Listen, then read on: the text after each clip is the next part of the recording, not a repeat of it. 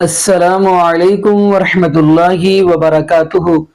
بسم اللہ الرحمن الرحیم۔ یا ایہا الذین آمنوا توبوا الی اللہ توبۃ نصوحا۔ جی ناظرین، آج ہم جس حوالہ سے گفتگو کرنے جا رہے ہیں، ایسا کہ ناظرین آپ نے سوشل میڈیا پہ یہ دیکھا ہوگا کہ مفتی طارق مسعود حافظہ اللہ تعالی ان سے جو مسٹیک ہوئی، پھر انہوں نے اس کے اوپر رجوع بھی کیا، اللہ سے معافی مانگی، اور انہوں نے یہ بھی بات کہی کہ میری وجہ سے جن کا دل دکھا ہے یعنی پریشان ہوئے ہیں تو میں ان سے بھی معذرت کرتا ہوں۔ تو ناظرین لیکن میں حیران ہوں، پھر بھی کچھ لوگ ابھی تک ان کے دلوں کے اندر ویسے ہی نفرت ہے۔ تو ناظرین یعنی کہ میں آپ کو جس بندے کے نام لینے جا رہا ہوں وہ آپ کو ناظرین پتا ہوگا کہ انس رضوی ہے۔ تو اس نے یعنی کہ دھمکی دی ہے کہ بلکہ کافی انہوں نے بھی دی ہے، اور بھی ان کے بریلوی مکتب فکر انہوں نے بھی کہا کہ جی استغفر اللہ واجب القتل ہے، جبکہ انہوں نے رجوع کر لیا۔ ناظرین ان کو مفتی طارق مسعود حافظہ اللہ تعالی تو نظر آ رہے ہیں، ان کو اپنا ہی مولوی عمران عاصی نظر کیوں نہیں آتا؟ چلیں ناظرین پہلے تو ہم آپ کو وہ عمران عاصی کی ویڈیو دکھاتے ہیں، پھر ساتھ ہی ہم آپ کو جتنے بھی ان کے ہیں مولوی ان کی ویڈیو دکھاتے ہیں، تو پھر انشاءاللہ اسی والا سے پھر مرزا علی انجیری نے ان کو جواب دیا ہے اچھے والا، تو وہ بھی ہم ویڈیو دیکھیں گے، پھر انشاءاللہ ناظرین اسی والا سے ہم بھی گفتگو کریں گے۔ تو آئیے ناظرین مل کے ویڈیو مولوی رضے بابا دی قسم ہے تو تے قرآن پڑھ پڑھ کے نبی دی امت نو مشرک بنائی جانا ہے، نبی دی امت نو بدعتی بنائی جانا ہے۔ تیرے قرآن پڑھن جنا سواد نہیں جنہ ساڈے بابیاں دیاں سرنگیاں چ سواد ہے۔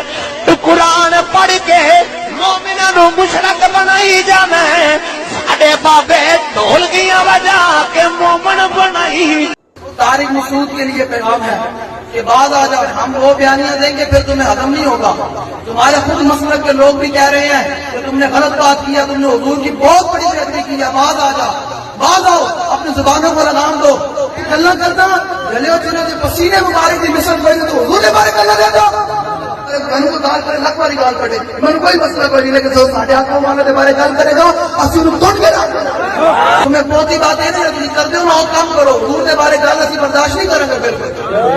ہاں ٹینشن مفتی سیدھا نہیں آتا، تو چڑھا کے سامنے اگر تمہیں مفتی نہیں برداشت نہ اپنے حضور کی ذاتی ربی تو سارے یاد کرو، اپنے دلوں میں جھاگ مارو، فوراً سے پہلے حضور کی بارگاہ میں پہلے رجوع کر، اور پھر حضور کی بارگاہ میں رجوع کرنے کے بعد معافی مانگ کہ یا اللہ مجھ سے غلطی ہو گئی ہے، ورنہ پھر ہم اگلی بات کرنے کے لیے بھی تیار ہے۔ بالکل سیدھی سی بات ہے۔ تو میں اپنے الفاظ سے رجوع کرتا ہوں، مجھ سے بے احتیاطی ہوئی ہے تو میں رجوع کرتا ہوں اپنے الفاظ سے۔ جن لوگوں کا یہ خیال ہے کہ میری وجہ سے ان کو تکلیف ہوئی ہے تو میں ان لوگوں سے معذرت بھی کرتا ہوں، اللہ تعالیٰ سے توبہ بھی کرتا ہوں، اور اپنے الفاظ سے میں رجوع بھی کرتا ہوں۔ میرا جو پہلا معذرت نامہ گیا تھا اس میں ہمارے ہی بعض اکابر کو، جن میں سر فہرست حضرت مفتی برہیم صاحب بھی ہیں، جن کی ہدایت پر میں یہ دوبارہ معذرت نامہ ریکارڈ کروا رہا ہوں، تو ان سمیت دیگر میرے بعض اکابر کو کچھ تحفظات ہیں۔ تو نبی صلی اللہ علیہ وسلم کا ارشاد ہے، یا بنی آدم کلکم خطاؤون وخیر الخطائین التوابون، اے بنی آدم تم میں سے ہر شخص سے غلطی ہو سکتی ہے، بہترین غلطی کرنے والے وہ ہیں جو توبہ کر لیں۔ اور توبہ کے تین ہی ارکان ہوتے ہیں کہ عوام سے معذرت کر لی جائے، اللہ تعالیٰ سے توبہ کر لی جائے، اور اپنی غلطی سے رجوع کر لیا جائے، اپنے الفاظ سے رجوع کر لیا جائے۔ تو میں سمجھتا ہوں کہ توبہ کے تینوں ارکان اسی طرح پورے ہوتے ہیں۔ تو اگر میرے پچھلے کلپ سے کسی کو اطمینان نہیں ہوا تھا تو میرا خیال ہے میرے اس کلپ کے بعد اب اطمینان ہو جانا چاہیے۔ رسول کے دشمن کو اور رسول کے گستاخ کو چند سانسیں جینے کی مہلت بھی نہ دی جائے، جہاں ملے اس کو وہاں قتل کر دو۔ گستاخ رسول کی توبہ ہی نہیں ہے، یہ ایسا کفر ہے کہ اس پر خدا کو اس کی توبہ بھی گوارا نہیں۔ گستاخ رسول کی سزا موت ہے، اس سے کمتر نہیں۔ جمہور ائمہ اور فقہائے کرام کا موقف یہ ہے کہ گستاخ رسول کی توبہ قبول نہیں ہے۔ کسی نے لاعلمی میں نبی کریم صلی اللہ علیہ وسلم کی توہین کا ارتکاب کر دیا ہو تو ہم اسے معاف کریں یا نہ کریں، تو عند اللہ تو اس کی توبہ مقبول ہے، یقین اللہ تعالیٰ توبہ قبول فرمانے والا ہے، اسے کوئی انکار نہیں کر سکتا۔ لیکن جو حاکم اسلام ہو، اگر بالفرض ہوتا یا قاضی ہوتا، اس پر کیا لازم تھا؟ تو ہمارے احناف یہ کہتے ہیں کہ قاضی کو چاہیے کہ اس کی توبہ قبول نہ کرے۔ توبہ قبول نہ کرنے کا مطلب لازم سزا کا جاری کرنا۔ گستاخ رسول کی ایک ہی سزا، من سب نبیا، من سب نبیا، اور من سب نبیا، من سب نبیا، اور من سب نبیا۔ پریکٹیکلی سولوشن کیا ہونا چاہیے؟ میں نے بارہا مختلف واقعات میں یہ سولوشن دیا ہے کہ آپ اس معاملے کو سٹیپ وائز لے کے چلیں۔ 4 स्टेप्स के अंदर इस पूरे इशू को रिजॉल्व किया जा सकता है जब कभी भी कोई तौहीन का इशू आए। स्टेप नंबर 1 यह है कि कोई तौहीन मजहब का इल्जाम कहीं पर लगता है तो उसके ऊपर जो गवाह हो उनके ऊपर सही तरीके से जरा होनी चाहिए, और अगर कोई वीडियो है तो उसका फोरेंसिक होना चाहिए कि ये AI के थ्रू तो नहीं कोई वीडियो बनी हुई। आपके पड़ोसी मुल्क इंडिया में हालिया इलेक्शंस के दौरान इतनी बड़ी सेलिब्रिटीज की AI के जरिए वीडियो जनरेट करवा दी है, फिर उन बेचारों ने आगे क्लैरिफिकेशन दी है। यह ना हो किसी को बदनाम करने के लिए AI के थ्रू उसकी वीडियो बना दी हो तौहीन मजहब का इल्जाम लगाने के लिए। तो सबसे पहले इसको इंश्योर करना जरूरी है कि यह महज इल्जाम है या ये इसी तरीके से हुआ है। और स्टेप नंबर 2 में अगर ये चीज स्टैब्लिश हो जाए कि इसी तरीके से है तो एक मेडिकल बोर्ड होना चाहिए जो ये डिफाइन करेगा, इस चीज को स्टैब्लिश करेगा कि ये जो बंदा हरकत कर रहा था गुस्ताखी वाली, इस बंदे का ज़हनी तवाज़ुन तो कहीं बिगड़ा हुआ नहीं था, फिर तो ज़ाहिर है उससे शरीयत का कलम तो उठ गया। और अगर इसका ज़हनी तवाज़ुन दुरुस्त था उसके बावजूद उसने ये बात की, तो तीसरे स्टेप में उलमा के पैनल के सामने जो संजीदा उलमा हो उस शख्स को पेश किया जाए और वो फिर एग्जामिन करें कि ये बंदा जो ये बात कर रहा है ये कहना क्या चाह रहा था। आउट ऑफ कॉन्टेक्स्ट तो कोई चीज नहीं इसकी काट ली गई, या इसे बात समझने में भी गलती लगी है। और अगर यह भी स्टैब्लिश हो जाए कि वाकई उसने गुस्ताखी की है, फिर वो उलमा का पैनल उसके ऊपर तौबा पेश करे कि भाई इसकी सजा 295C में यह है, तुम पर हम तौबा पेश करते हैं। अगर वो तौबा कर ले तो चैप्टर को क्लोज कर दिया जाए, और अगर तौबा पर वो आमादा नहीं होता, जिद और हरदर्मी पर अड़ा हुआ है, तो फिर फसाद फिल अर्द की सजा जो है आयत मुहारबा सूरतुल माइदा की आयत नंबर 33 के तहत उसमें कत्ल भी किया जा सकता है, सूली भी दिया जा सकता है, मुखालिफ समत के हाथ पांव भी काटे जा सकते हैं, उसे मुल्क बदर भी किया जा सकता है। इसमें से कोई सजा उसके ऊपर जो कोर्ट फैसला करे वो हो, लेकिन जाके वो चौथे स्टेप में, पहले ये 3 स्टेप तय किए जाए। मेरा ख्याल है 3 स्टेप तक ये सारे के सारे गुस्ताखी के इश्यूज रिजॉल्व हो जाएंगे। बाकी उस पर जो कानून चलना चाहिए था, उसे कोर्ट से सजा होनी चाहिए थी, वो बिल्कुल हम उसमें साथ हैं, जो एक कानून है उसे फॉलो करें, लेकिन उसमें जो मैंने 4 स्टेप बताए उन तरीकों से, और तौबा की शिक भी उसमें होनी चाहिए। तौबा का दरवाजा कोई नहीं बंद कर सकता, ज़हन में रखिएगा। जामिया तिर्मिज़ी में हदीस है, मौत के गड़गड़े से पहले पहले तौबा कबूल है। बिल्कुल। और सूरतुल फुरकान में आया कि अगर कोई शिर्क से, कत्ले नाहक से और बदकारी से भी तौबा कर ले, ना सिर्फ उसकी तौबा कबूल होगी बल्कि अल्लाह ताला उसके गुनाहों को नेकियों से बदल देगा। अल्हम्दुलिल्लाह। हाँ, शिर्क से बड़ा कोई गुनाह नहीं है, तो इन्हें रिसालत का गुनाह शिर्क से छोटा ही है। कत्ले नाहक से बड़ा कोई हुकूकुल इबाद में गुनाह नहीं है, बदकारी से बड़ा कोई गुनाह नहीं है। अल्लाह ताला ने तीनों गुनाहों का जिक्र किया कि इससे भी कोई तौबा कर ले उसकी तौबा कबूल है। बिल्कुल। यहां मौलवियों ने अपनी तरफ से दीन को रंग दिया हुआ है और अपनी शरीयत बनाई हुई है इन्होंने, ना इन्हें दीन का पता ना दुनिया का पता। अपने भोलपन में या अपने मकारानापन के अंदर ये इस्लाम का नुकसान ही कर रहे हैं। 295C के ऊपर हमारी सबसे बड़ी रिजर्वेशन ये है कि इसमें तौबा वाला एलिमेंट इन्होंने ऐड नहीं किया कि अगर किसी पर तौहीन मजहब का इल्जाम है और वो तौबा कर लेता है, फिर उसका शरई हुक्म क्या होगा। वो मौलवी कहते हैं तौबा कबूल ही नहीं उसकी। रसूल के दुश्मन को और रसूल के गुस्ताख को चंद सांसें जीने की मोहलत भी न दी जाए, जहां मिले उसको वहां कत्ल कर दो। गुस्ताख रसूल की तौबा ही नहीं है, यह ऐसा कुफ्र है कि इस पर खुदा को उसकी तौबा भी गवारा नहीं। गुस्ताख रसूल की सजा मौत है, इससे कमतर नहीं। जमहूर आइमा और फुकाए किराम का मौक़िफ़ यह है कि गुस्ताख रसूल की तौबा कबूल नहीं है। किसी ने लाइल्मी में नबी करीम सल्लल्लाहु अलैहि वसल्लम की तौहीन का इर्तिकाब कर दिया हो तो हम उसे मुआफ करें या ना करें, तो इंदल्लाह तो उसकी तौबा मकबूल है, यकीनन अल्लाह ताला तौबा कबूल फरमाने वाला है, कोई इनकार नहीं कर सकता। लेकिन जो हाकिम इस्लाम हो, अगर बिलफर्ज होता या काजी होता, उस पर क्या लाजिम था? तो हमारे अहनाफ ये कहते हैं कि काजी को चाहिए कि उसकी तौबा कबूल ना करे। तौबा कबूल ना करने का मतलब लाजिम सजा का जारी करना। गुस्ताख रसूल की एक ही सजा, मन सब्बा नबिय्यन, मन सब्बा नबिय्यन और मन सब्बा नबिय्यन, मन सब्बा नबिय्यन और मन सब्बा नबिय्यन। और इनका ईमान यह है कि कोई बड़ा बंदा स्टेटमेंट दे तो उसे कहते हैं कि जी ये तौबा करे, और कोई छोटा करे उसे कहते हैं इसे शहादत के दर्जे पे पहुंचा दो।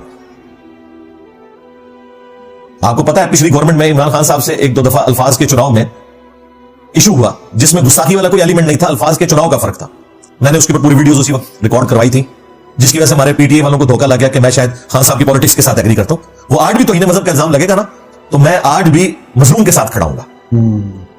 तो जब ये वाला इशू सामने उस वक्त आया तो मैंने उस वक्त भी इन चीजों को एड्रेस किया था कि अल्लाह के बंदो, ये आम लोगों का काम नहीं है कि वो डिफाइन करेंगे कौन सी बात गुस्ताखी है कौन सी नहीं है। दूसरा उलमा भी अगर करेंगे तो वो उस वक्त के प्राइम मिनिस्टर को कह रहे थे कि ये तौबा करें, तो मैंने कहा ये क्या 2 नंबरी है, इससे तौबा डिमांड कर रहे हो। कोई गरीब आदमी कर दे उसे कहते हैं इसे सरतान से जुदा। बिल्कुल। उस वक्त के जो सिटिंग आर्मी चीफ थे उनके ऊपर इन्होंने कादियानी होने का इल्जाम लगाया। किसने? चिश्ती रसूलुल्लाह पार्टी, थानवी रसूलुल्लाह पार्टी ने, जिनके अब्बों ने कलमे पढ़ाए हुए अपने नामों के एंडोर्स किए हुए। वो रातों रात उम्रे पर गए, फिर महफिल मिलाद उन्होंने अपने घर में करवाई और बकायदा इनके मौलवियों के साथ उन्होंने तस्वीरें अपनी जो है ना वो पब्लिकली आम की। उस वक्त वो जो हमारे भाई थे डॉक्टर आमिर लियाकत साहब रहिमहुल्लाह, अल्लाह ताला उनकी गलतियों से दरगुजर करे, वो उस वक्त एस्टैब्लिशमेंट का माउथ पीस बने हुए थे। उन्होंने आके फिर दिफा करना शुरू कर दिया बोल टीवी के ऊपर और बाकी चैनल्स पे।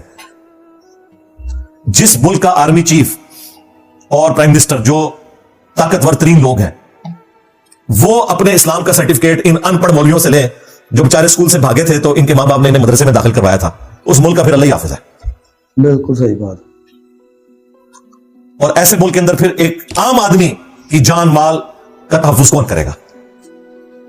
ये तमाशा इन लोगों ने लगाया हुआ है। जब तक हमारी स्टेट अपना किबला दुरुस्त नहीं करेगी, ये आए दिन आपको वाकयात मिलते रहेंगे। इन इश्यूज को एड्रेस करना जरूरी है और बड़ी सख्ती के साथ करना जरूरी है। ये वाकया जो अभी हुआ, इससे पहले भी कितने श्रीलंकन के कत्ल का वाकया हुआ, फिर जड़ावाला इंसिडेंट हुआ, स्वात इंसिडेंट हुआ, लाइन है इंसिडेंट्स की एक।